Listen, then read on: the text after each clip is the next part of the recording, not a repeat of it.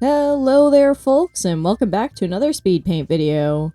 We are finally here in 2026, so happy new year everybody. I hope you all had a wonderful little festivity this week celebrating the new year, or if you didn't, I just hope you had a good day nonetheless. For the first speed paint of the year, I decided I would return to a wintry theme, which is kind of what I did last year.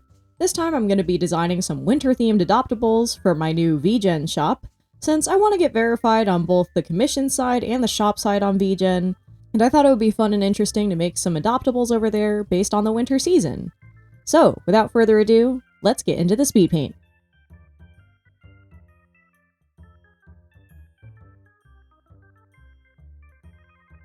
For each of the adoptables this time around, I created something of an actual full character sheet. Usually I just do one flat render for a character and let the person who buys them decide what to do with the rest of it. But for this one, I thought it would be fun to do like full character reference sheets, just so they could be future commission examples as well. My first of these characters was the gingerbread wizard, who I really wanted to just have a lot of fun with various colors.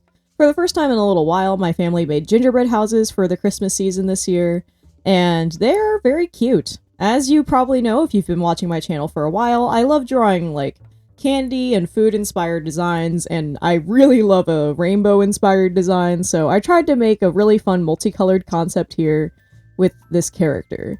She's very jolly and like joyous. She's such a fun, like whimsical little wizard. I really just wanted to embody like a lot of the fun and joy and whimsy that comes with like a candy house. Something that feels a little Hansel and Gretel adjacent, but without the dark undertones of that actual fairy tale.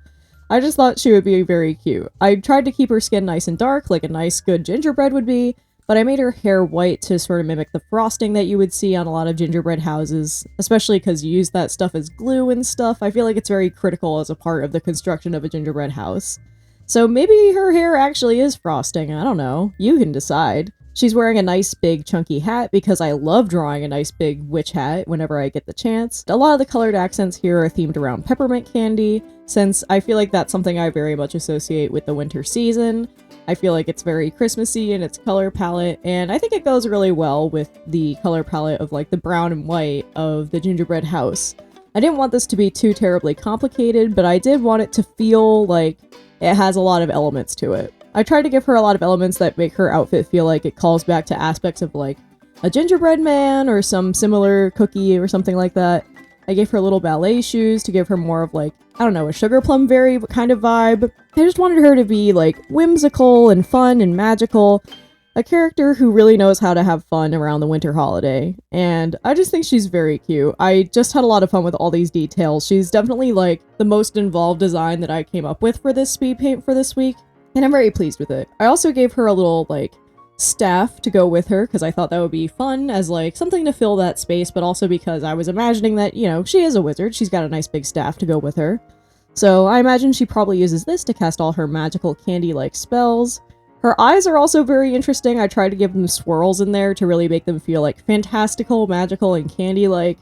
And, man, this one was just so fun. It was very self-indulgent to do another, like, design that's like this. I love putting like multicolored accents on a nice dark background when it comes to character designs and stuff, and this was just another way to achieve that look. She's just so whimsical and fun. I really hope she goes to a nice good home, and I just had a lot of fun making her.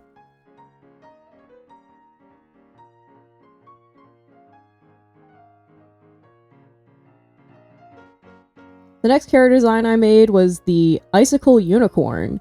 And this guy is a lot more simple compared to the other designs in this video. I don't have like a back view of him, I just have like a side view and a front view of the face, as well as what the bottom of the hoofs look like.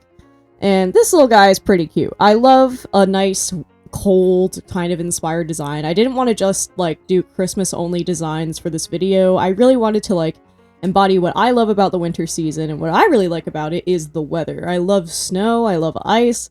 This stuff is just always so pretty and awesome. I love watching it snow. It's the best. It's the best. Snow is definitely my favorite type of weather that we get around where I live, and it's awesome. This unicorn's got a nice big horn that is a lot like a big, huge icicle. I don't usually see very large ones where I live, but I have seen them before, and they can be pretty impressive. And I'm kind of surprised I haven't seen this concept yet myself that I can think of. Like, I feel like Icicle is so horn looking, I am surprised I haven't seen someone put it on a pony yet. Just because I haven't seen it doesn't mean it hasn't been done, so if you've done something like that, let me know, I'm kinda curious. I tried to give this guy a nice, like, gray coat similar to real-life gray horses, since they have, like, this frosty sort of vibe to them with the white, like, all over their fur. It's like a really cool, like, mottled look about their fur that I think is so interesting. I gave him, like, big fluffy legs, kind of like a Clydesdale, but also to kind of give the idea like he's been walking around in thick snow. It's got blue hair and blue hooves to make it look even more icy. It's got eerie, white, glowing eyes. It's like a mysterious, but also like, not evil, not like malevolent, but it is mysterious and strange, this little creature, and I just had a lot of fun with this little horse. He's just so cool.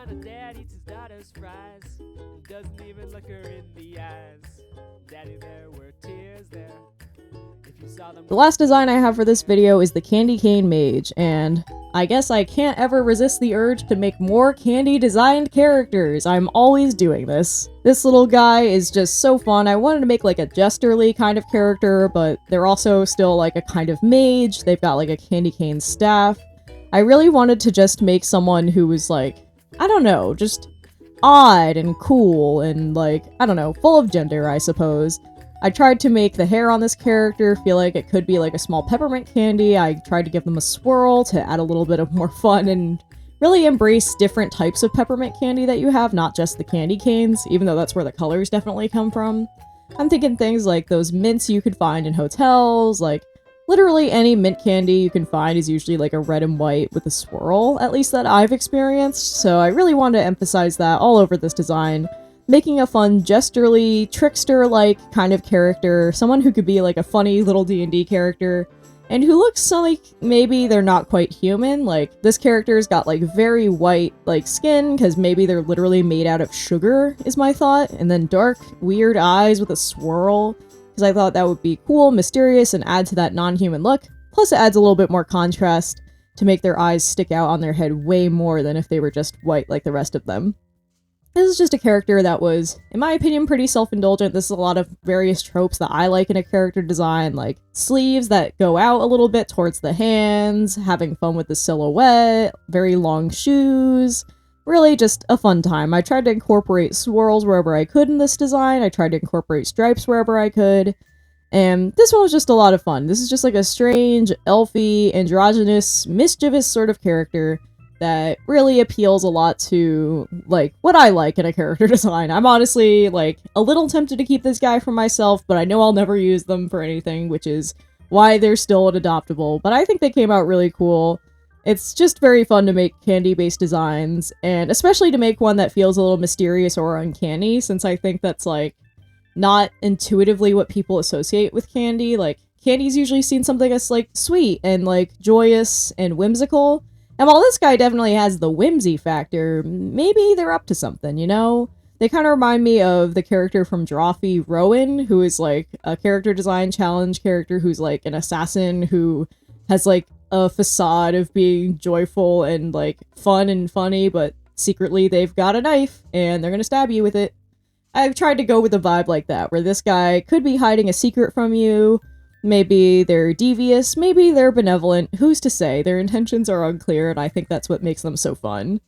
I just really wanted to make a character who was still very much candy-like the first character, the gingerbread mage, but I wanted someone who feels like they could be up to something nefarious, and maybe, like, you can't know if you trust them. Are they your ally, or they're your enemy?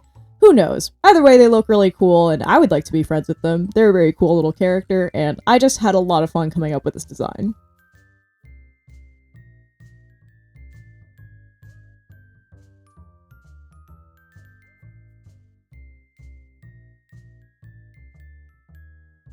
And with that, those are all the character designs that I've got for you guys today. Like I said at the top of the video, these are all character designs that are available on my VGen page. You can find them on my VGen shop, and they come with a VSona, which means they have their own character page that ownership will be transferred to you when you get them. These guys are $80 each, but for an additional $100, you could get commercial rights to them, so if you would like to adopt these characters, use them for your own purposes, your own stories, or whatever, go ahead and check them out on my shop, and I really hope they go to some good homes, so spread the word and let's see if we can find these characters a nice new home to go to.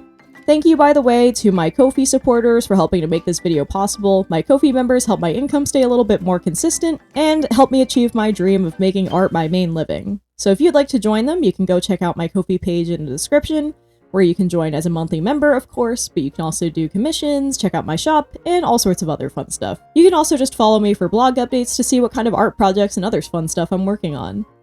I'm also trying to get verified on VGen. At the time of recording, I only need one more 5-star review in order to hit verification, so if you'd like to support me by commissioning me for something like a character design sheet, or really just about anything else, I'm very open-ended, I'm willing to work on anything, go ahead and check out my VGen page. I would really appreciate it if you could help me get verified.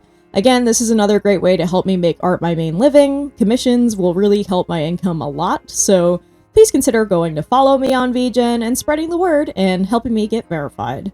I'm also going to be hosting a few classes in the future, such as Art with Arthropods on January 11th, and various Color Club lectures over the next couple months. If you want to know about Art with Arthropods, go follow Insectropolis on Instagram to learn more updates about when that's going to be. And you can also follow the Leaping Fae on Instagram for updates on my Color Club series. You can also visit theleapingfae.com/events to sign up for the Color Club series. Either way, I appreciate it if you want to check these things out. And with that, that's all that I've got for you guys today. So thank you all so much for watching. I hope you all have a wonderful new year, and I will see you guys next week with a new speed paint video. In the meantime, why don't you guys go out there and make some art.